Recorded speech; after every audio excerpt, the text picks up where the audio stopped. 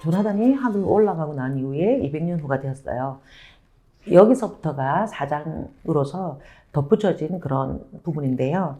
여기에는 이 200년 후에 이 갈매기들이 조나단이라는 새에 대해서 그 조나단이 정말 나는 한 마리의 갈매기이고 나는 것을 너무나 좋아했다라고 하는 그런 본질적인 것을 해치고 신격화하고 조나단의 눈 색깔이 뭔지 재단을 쌓고 이렇게 그 생각들을 이렇게 교리화하는 그런 모습으로 변질되어 갔었어요. 그러면서 이 모습은 지금의 좀 우리 현실과도 이렇게 맞는 부분이 있다는 생각이 들고요. 그 앤서니라는 갈매기는 이런 그 갈매기들이 있는 와중에 생각하는 갈매기였는데요. 앤서니가 자신이 그러면 무엇을 기준으로 살아야 되는가? 자기는 너무나 자기도 날고 싶고 잘 날고 싶은데 이것을 보여주는 그런 리더가 없다는 거죠. 모두 다 교리주의에 빠져서 뭐 조나단을 숭배하는데 시간을 보내고 정말 실질적으로 나는 것을 연습한다든가 조나단이 그렇게 순간이동까지 하고 비행을 열심히 했다는 그런 것들을 보여주는 그런 갈매기를 볼 수가 없었던 거죠. 그러면서 한 무리들은 그런 모습에 정말 실망을 하고 그런 것에 관심을 두지 않고 무관심하게 하면서 생각하는 갈매기로 갈매기의 무리로 이렇게 무리가 이렇게 생겨나게 되고요. 그 중에서도 앤서니도 그 무리 중에 한 마리의 갈매기였습니다. 그래도 열심히 연습을 하고 날려고 했는데 도대체가 나를 지금보다 더 잘 날 수 있도록 이끌어주는 그런 갈매기가 없는가? 나는 계속 이대로 살아야 되는가? 라는 그런 고민들을 하면서 앤서니가 자살을 그렇게 시도를 했었습니다. 그러면서 그 시도를 하려고 하는 그 와중에 한 마리의 갈매기가 나타납니다. 그러면서 앤서니 앞에서 비행을 하고 정말 앤서니가 이때까지 보지 못했던 그런 놀라운 그런 비행수를 보여주는 거죠. 그래서 앤서니가 이봐요. 멕시컨데 누구냐고 너무너무 아름답다는 거죠. 그런 걸 보고 그러면서 누구시냐고 우리 갈매기 부족에서 본 적이 없는 분인데 그러니까 존이라고 부르라고 하면서 이 갈매기의 꿈은 이야기의 줄거리를 마치게 됩니다. 네, 그러면서 이 존이라고 부르게라고 하면서 이 마지막에 이 말을 이 리차드 파크가 했던 이유가 뭘까요? 지금 화면에 보이시는 걸 보면요. 환상이라고 하는 갈매기의 꿈 그 이유라고 하는 부제가 붙은 리차드 파크의 책입니다.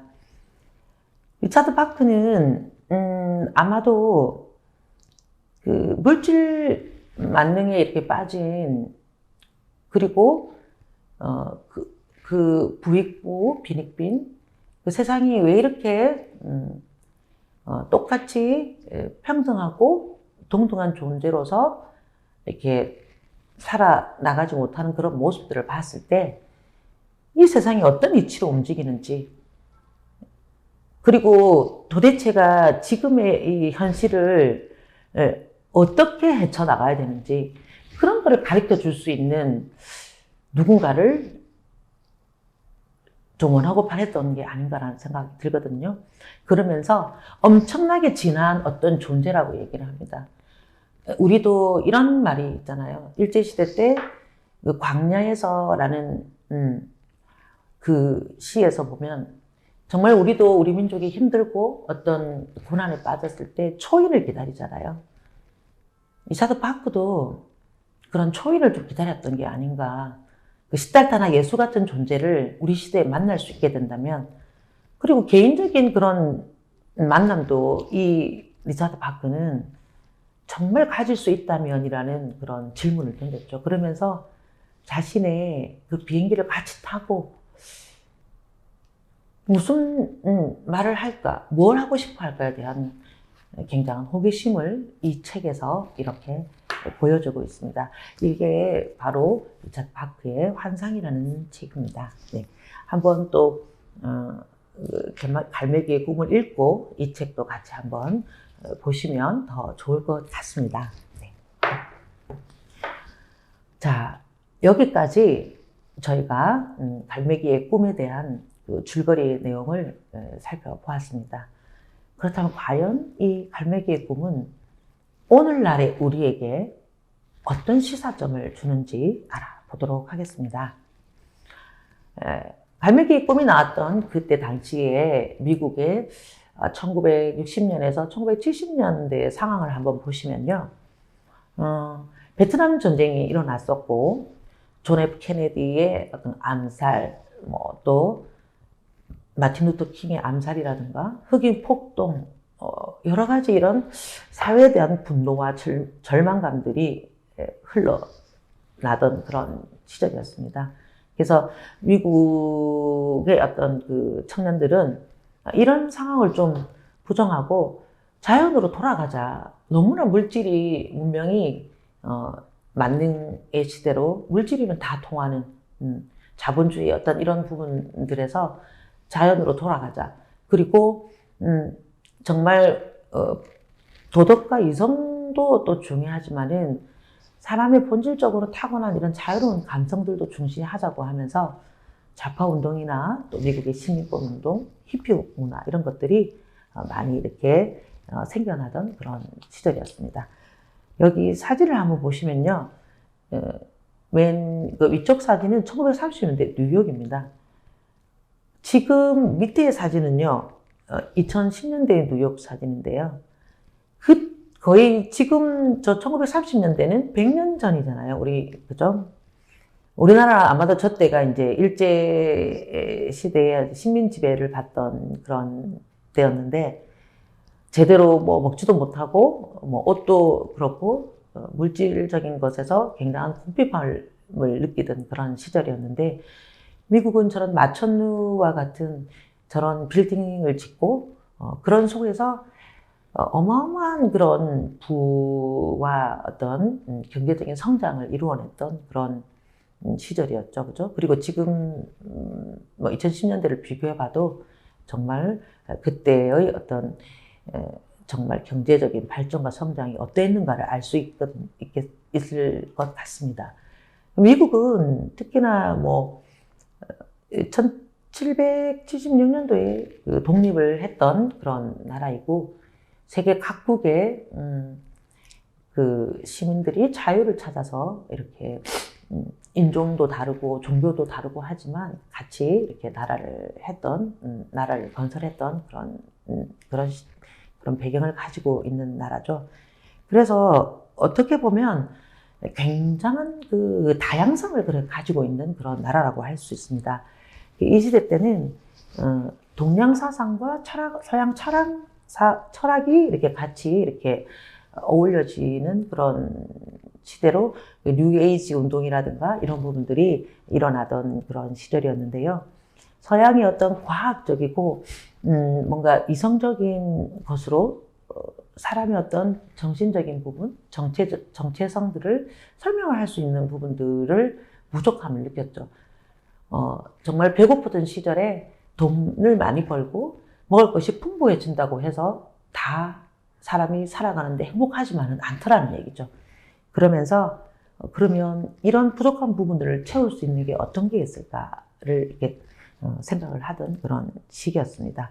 그러면서 여기 이 갈매기의 꿈에는요, 이러한 그 사상과 철학들이 다 이렇게 담겨져 있는 굉장히 그런 심오한 그런 책이라고 할 수 있고요. 그 기독교의 부활과 사랑, 또 불교에서의 해탈과 자비, 이런 부분들을 우리가 볼 수 있습니다.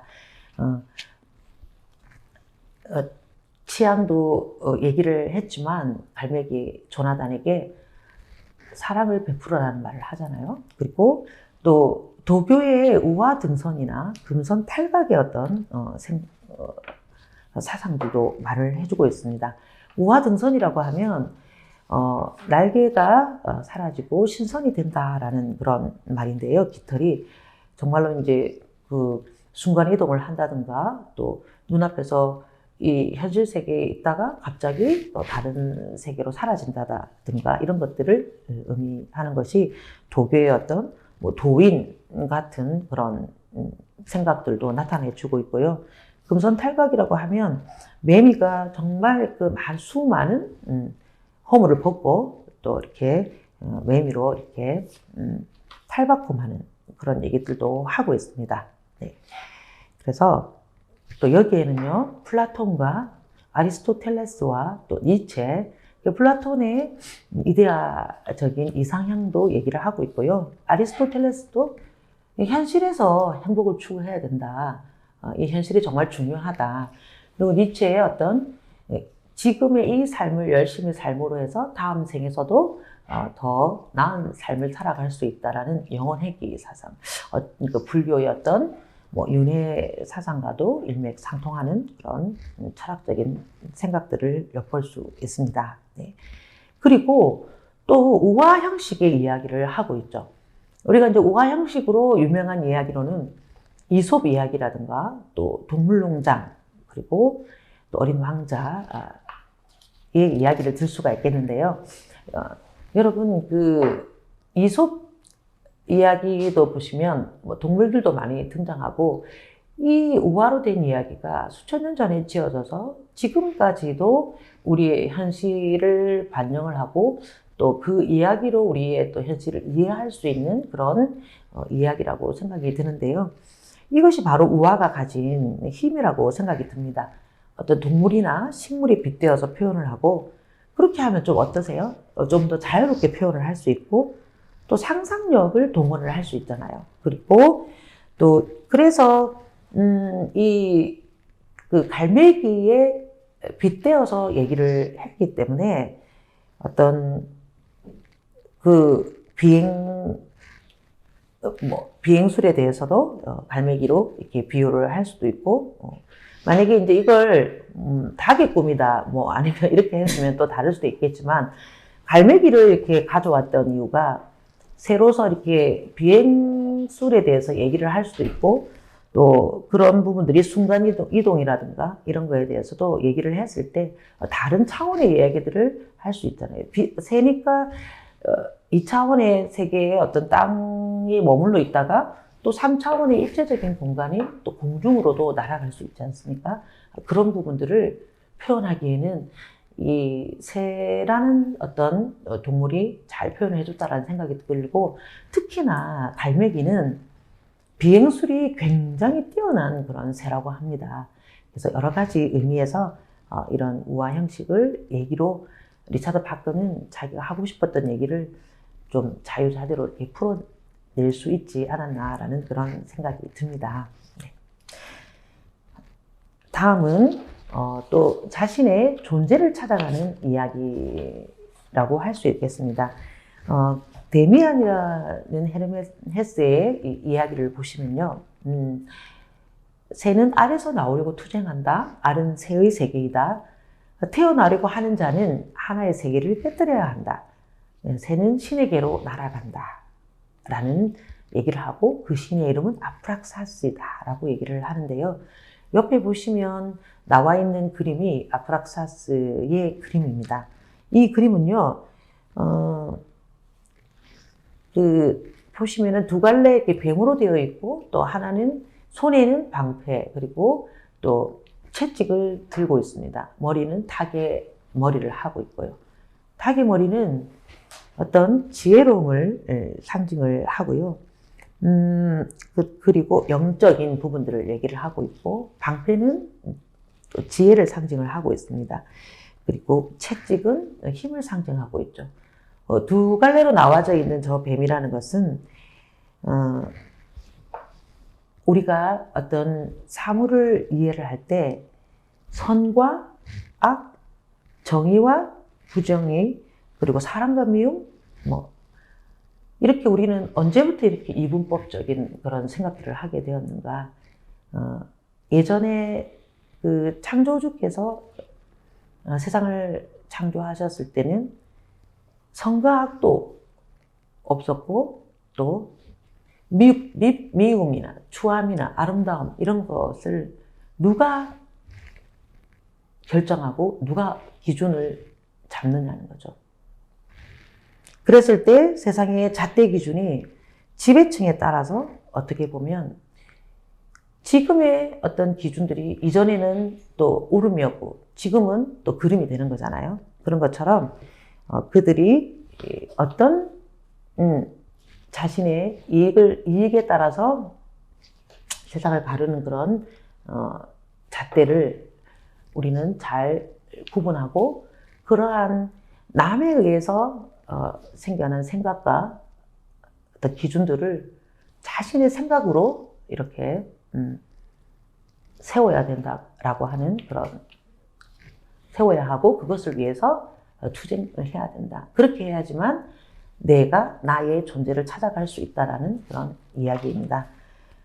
그리고 지금 또 인간이 목적 없이 세상에 던져진 존재라는 말을 많이 하잖아요.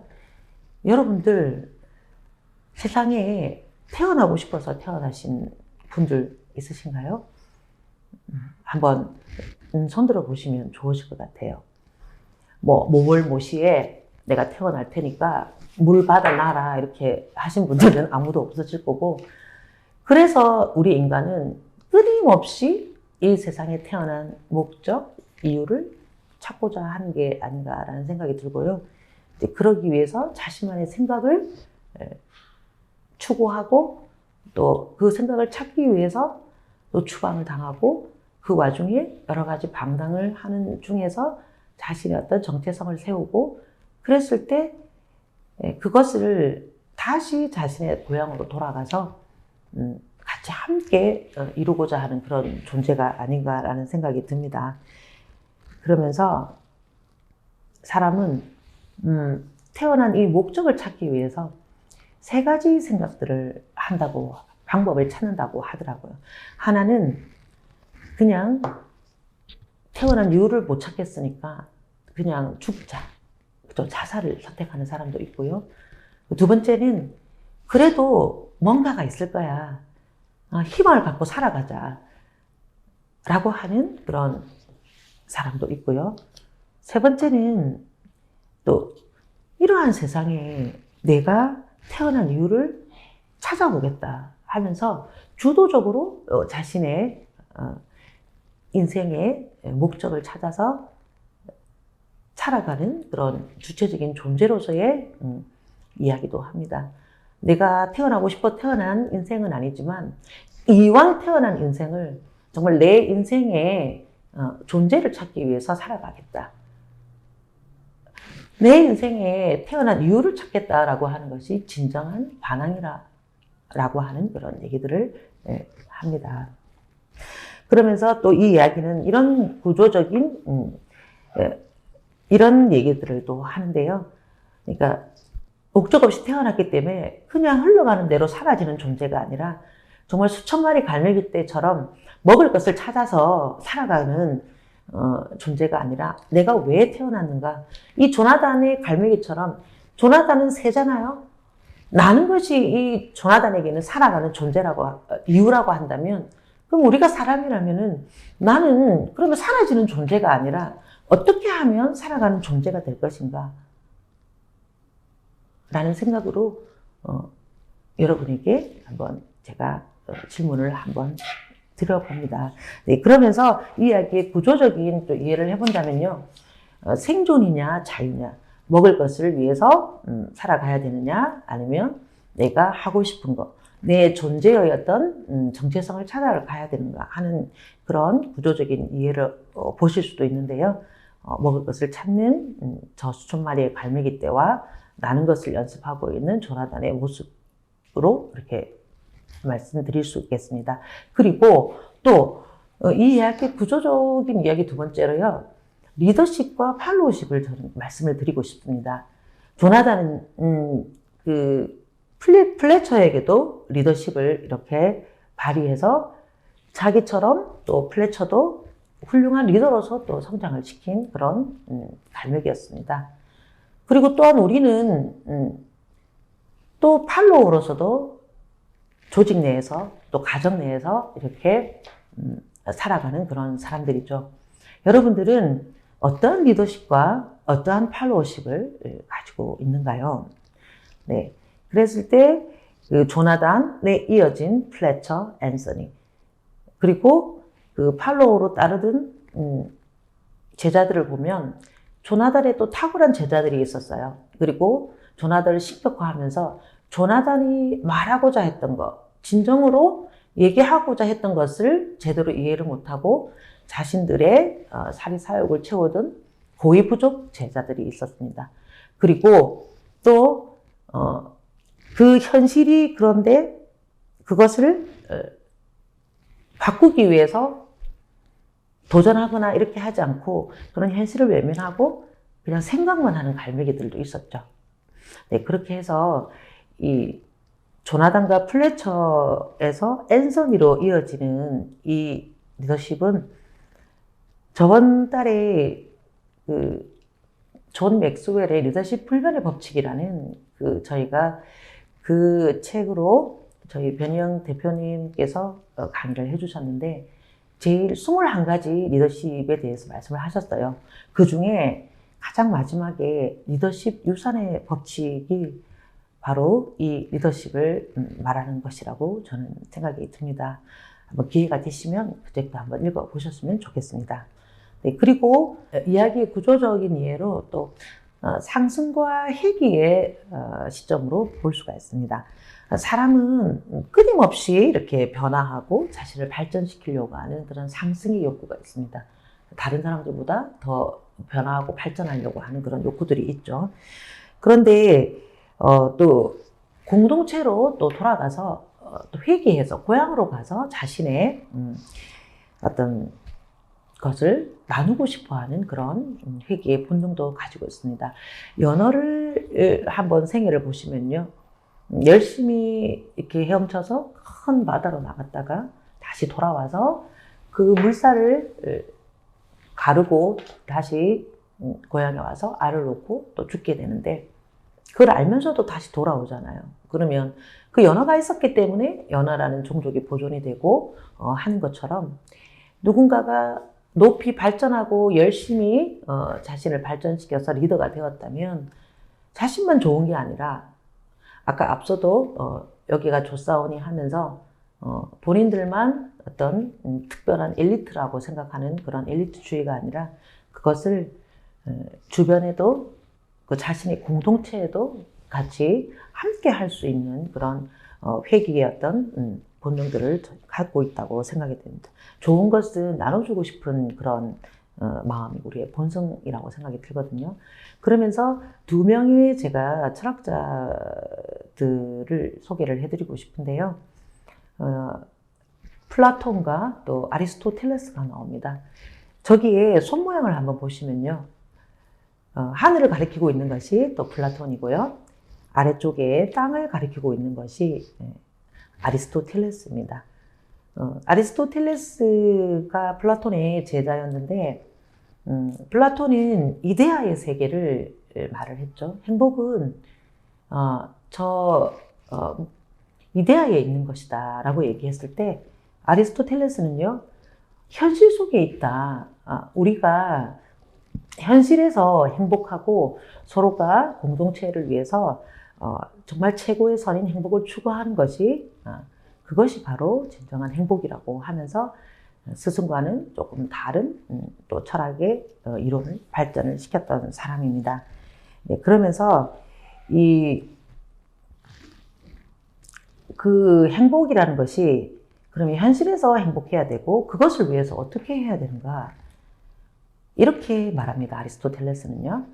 니코마코스 윤리학에서 그는 행복은 세 가지가 있다고 하거든요. 하나는 향락적인 삶이고 또 두 번째는 정치적인 삶이고 하나는 관조적인 삶이라고 얘기를 합니다.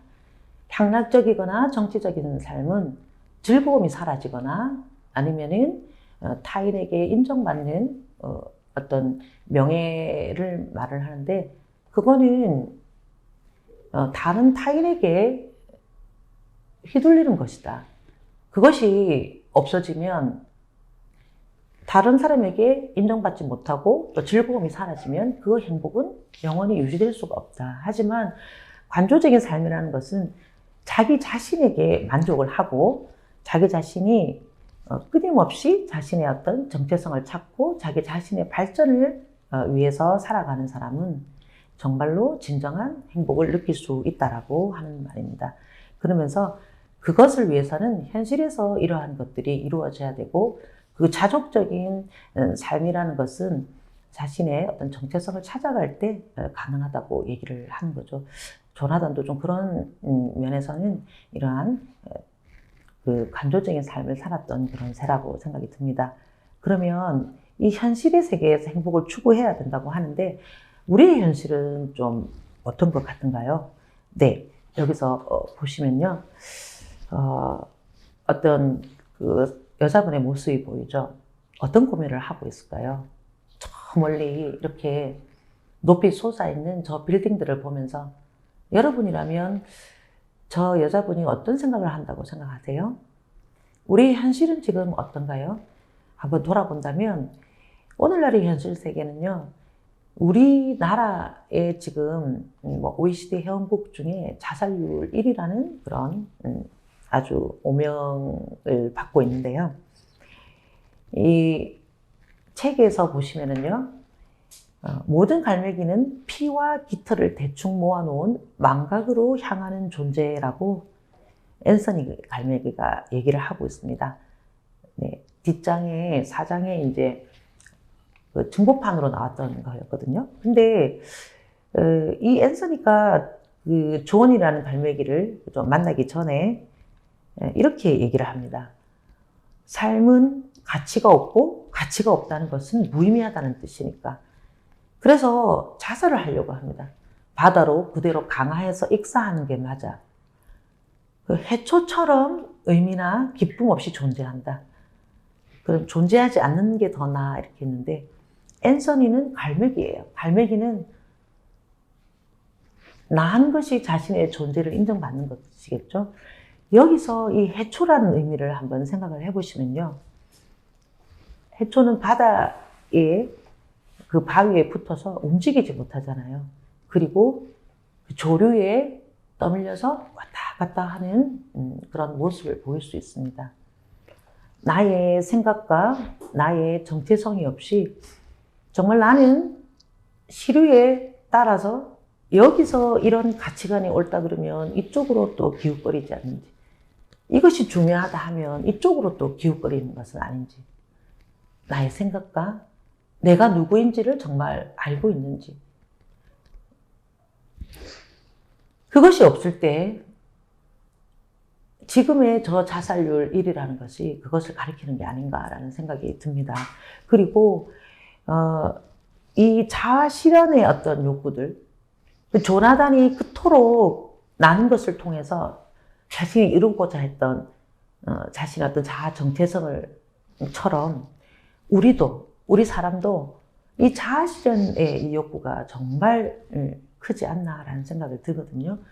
지금 매슬로우의 욕구 위계 이 그림을 이렇게 보시면은요, 여러 가지 욕구들 중에도 자아 실현의 욕구가 정말 크다는 얘기들을 하고 있고, 사람이 성장하고자 하는 욕구잖아요. 그리고 저 욕구들 속에 지금 또 보시면요, 인지적이고 심리적이고 또 뭐 실현의 욕구뿐만 아니라 자기 초월의 욕구까지도 더해져야 된다고 이후에 이런 얘기들을 했었습니다. 그런데 저 자아 실현의 욕구가 지금의 물질 만능과 급변하는 현 세상에서는 자아 실현의 욕구가 가장 원초적인 욕구가 아닐까요?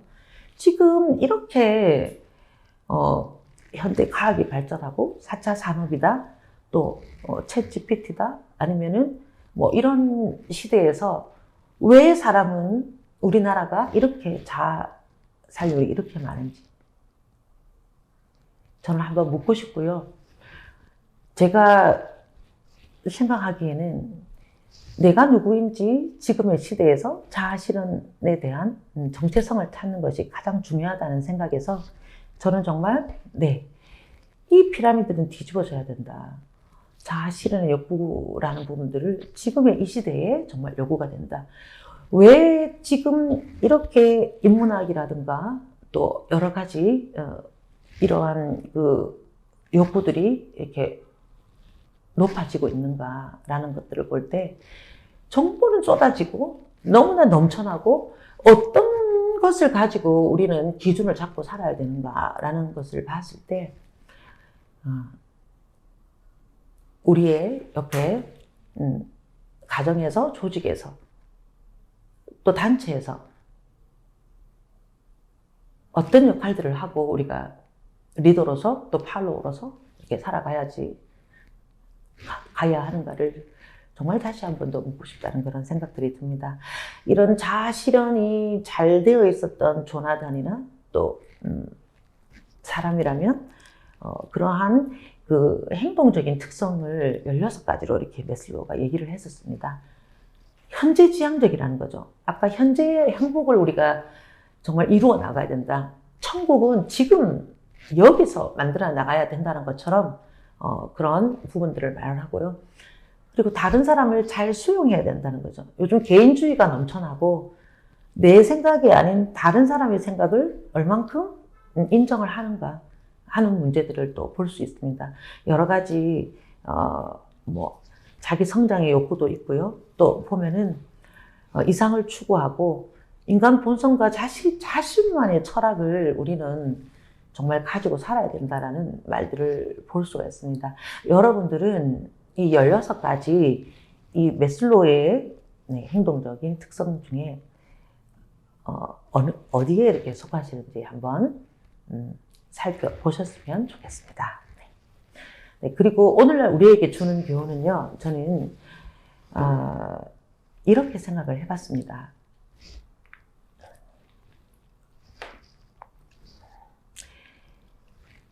내가 나로서 똑바로 서야 된다는 거죠, 우선. 그죠? 그랬을 때 이 자아 실현을 해야 되는 거죠. 갈매기 조나단이 나는 것을 통해서 자신을 나타내고 싶어 했듯이 내 삶에서 내가 나의 주인이 되어야 되고, 그렇게 한 사람 한 사람이 주인이 되어서 바로 섰을 때 정말 진정한 공동체 구현을 위해서 갈매기 조나단처럼 그 공동체를 이끌고 그 속에서 배움을 또 전하고 하는 그런 역할을 통해서 이런 공동체를 구현해야 되고요. 그것은 진정한 사랑과 자비로 이것이 이루어진다는 생각이 들고요. 그랬을 때 이것은 그냥 생각만 갖고는 안 된다는 거죠.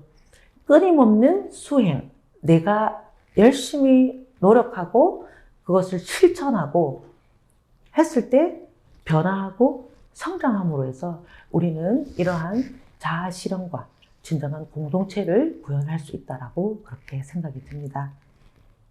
여기까지 해서 갈매기의 꿈, 조나단과 함께 했습니다. 여러분, 그 책을 읽으면서 읽고 나서 가장 기억에 남는 것이 자신에게 울림을 주는 어떤 한 문장이든 한 단어이든 그것이 있을 때 저는 진정한 책 읽기가 되었다고 생각이 들거든요. 그래서 여러분들께서 지금 갈매기의 꿈을 펼쳐 놓으시고요. 나에게 울림을 주었던 그 한 문장을 한번 찾아보시면 좋겠습니다. 찾아보셨나요? 제가 일전에 강의를 했던 그 모임에서 또 다른 분들은 이런 문장들을 또 찾으셨더라고요. 조나단, 계속 사랑을 연망하게 네가 하는 일에 대해 무언가를 할 때 그건 언제나 되는 거란다. 그리고 그런 곳은 없지. 천국은 장소가 아니고 시간이 아니라네. 완벽한 곳이 곧 천국이지. 이런 말들을 또 해주셨고요. 또 다음 장에서는 자기가 누구인지 이해하기 시작했고 그것을 수행하기 시작했다. 그런 말씀들도 하셨습니다. 네. 또 다른 또 페이지에서도 한번 보시면요. 나는 완벽하고 한계가 없는 갈매기야 라는 말씀도 해주셨고요. 중요한 것은 먹는 것이 아니고 나는 것이다. 얼마나 멋지게 나는가 하는 것이다 라고 하는 말씀들도 해주셨습니다. 다음 장에서도 한번 보시게 되면요. 신념은 잊어버려. 나는 데 필요한 건 신념이 아니라 비행을 이해하는 것이었지. 이런 말씀들도 해주셨습니다. 그리고 저희 그 캘리그라피로 아주 멋지게 또 써주신 또 회원님들이 계셔가지고 한번 소개를 해드리면요. 높이 나는 새가 멀리 본다. 당신에게 주어진 중요한 의무는 당신 자신에게 진실해야 한다는 것이다. 라는 또 이렇게 멋지게 또 글을 써주신 것을 한번 소개해 드렸습니다. 여러분은 어떤 문장을 뽑으셨나요? 네. 제가 뽑은 저의 한 문장은요. 이거는 제가 갈매기의 꿈을 처음 봤을 때의 저의 마음에 너무나 큰 그 울림으로 왔던 문장이었습니다. 책을 읽는 것이 도끼가 되어 나에게 어떤 깨우침을 줘야 된다는 말이 있듯이 공중에서 비틀거린다는 것은 갈매기에게 수치이며 불명예 쓰는 일이다. 그러나 조나단 리빙스턴 시걸은 조금도 부끄러워하지 않고 몸이 떨리는 그 힘든 선회를 하기 위해 다시금 날개를 뻗었다. 저는 그때 당시에 제가 생각했을 때는 공중에서 비틀거렸던 것 같아요. 그리고 그게 너무 부끄러웠고 다시 뭔가를 새롭게 도전한다는 것이 과연 가능할까라는 그런 생각들을 했었는데 다시금 날개를 뻗었다라고 하는 조나단의 모습을 보면서 용기를 얻었던 정말 귀한 문장이었고 이 문장이 또 몇 년의 세월이 또 흐르는 동안에 이 문장 하나로 제가 저의 그 지금의 모습과 또 비교해 봤을 때 저 문장 하나를 가지고 제가 수많은 노력과 도전과 많이 배우고 한 과정들을 거치면서 저는 오늘은 이 문장으로 저의 나의 한 문장을 말씀을 드리고 싶습니다. 지금의 저의 한 문장은요. 가장 높이 나는 새가 멀리 본다라는 그 말씀을 드리고 싶습니다. 그 전에는 저는 이 문장이 와닿지가 않았어요. 가장 높이 내가 날 수 있을까? 내가 멀리 볼 수 있을까? 지금도 정말 내가 이 현실에서 너무나 힘들고 이런 상황을 극복해야 되는데 저 문장이 저에게는 와닿지 않았습니다. 하지만 제가 지금은 저 문장을 꿈꾸어 봅니다.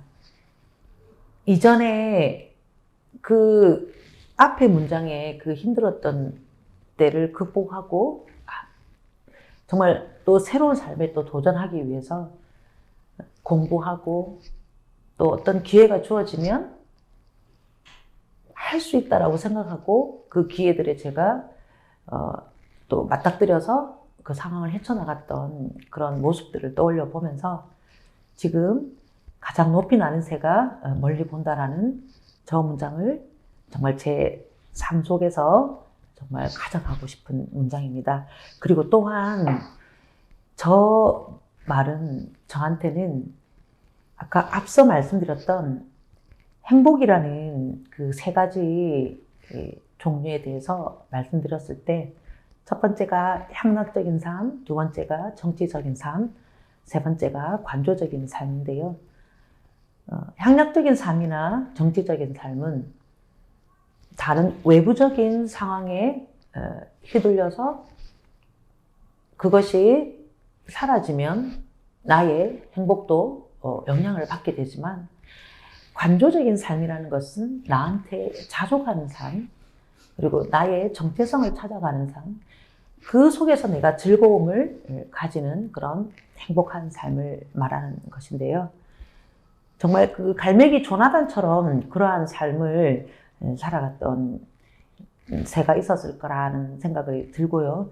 저 관조적인 삶을 위해서 저는 세 가지가 필요하다고 생각이 듭니다.